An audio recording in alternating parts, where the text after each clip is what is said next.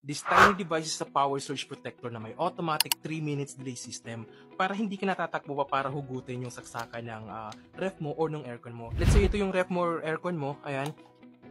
Tapos biglang may power interruption, then bumalik yung kuryente. Hindi mo na siya under after 3 minutes, so countdown na natin ng 3 minutes. So before 3 minutes, babalikan ko siya.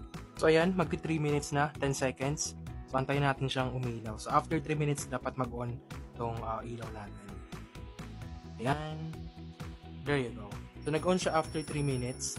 So ganun siya nag-work. So after 3 minutes, kapag stable na yung kuryente, saka magpa-power on yung gadgets mo or yung appliances mo. Tumutulong ito para maiwasan ang pinsala sa appliances tuwing may mga sudden power surge or fluctuating voltage. Meron itong rated voltage na 220 volts with 50 to 60 Hz, current na 20 ampere, maximum 3,500 watts, high voltage protection na 265 volts, then low voltage protection na 165 Hz. Again, yung delay timer nito is 180 seconds or 3 minutes. Perfect to para sa gamit tulad ng refrigerator, air conditioner, computers, TVs, at iba pang electronics. And the good thing is less than 250 pesos lang to during the time na in-order ko dito sa TikTok. Yes sir, you heard it right. Mapoprotektahan mo na ang appliances mo laban sa pagkasira na madalas ay magastos ayusin o palitan.